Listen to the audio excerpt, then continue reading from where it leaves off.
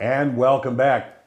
I'm at LaTour Asset Management. I have Joe LaTour right here, his associate Josh, and we're going to talk about retirement this time, all right? Sure. One of the things that I think people dream about, and that's early retirement. Kind of walk us through that, because it's not just as simple as going, yeah, I retire, if you want to stay financially healthy. Right. So there are some different options with retiring early. So let's just say that you retire at 55 years old, okay?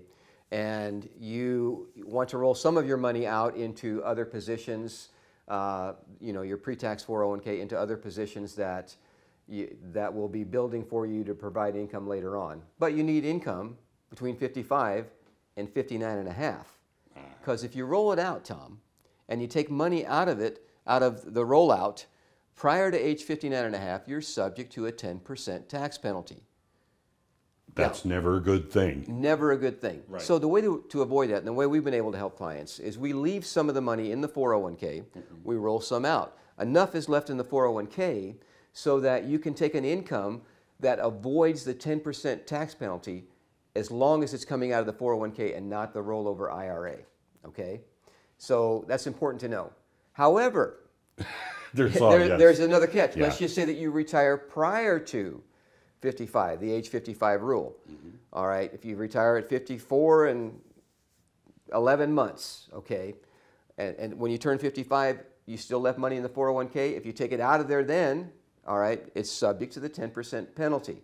So remember, if you retire early and you have those pre-tax accounts, other than being able to do what's called a 72T, which is an IRS code for being that you have to take out so much until you turn 59 and a half or 5 years.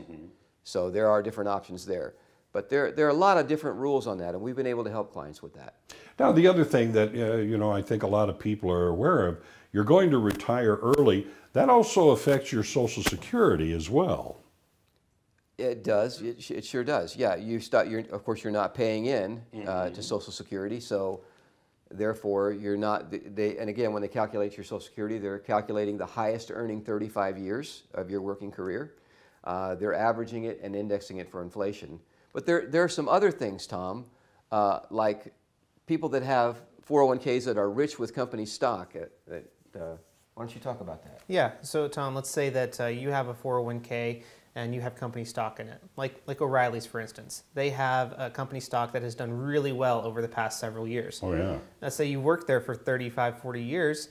You paid in, you got that stock at a lower price. So you don't have a very high cost basis. You didn't pay very much for that stock, but it's appreciated highly.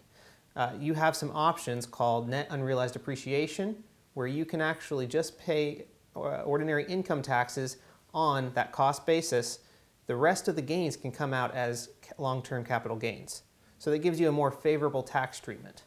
So and the beauty of that, Tom, that favorable tax treatment is that these stock dollars that were in that O'Reilly's account, for instance, when they're rolled into an NUA account, okay, they now become non-qualified dollars, meaning that the only taxability on these would be on the capital gains.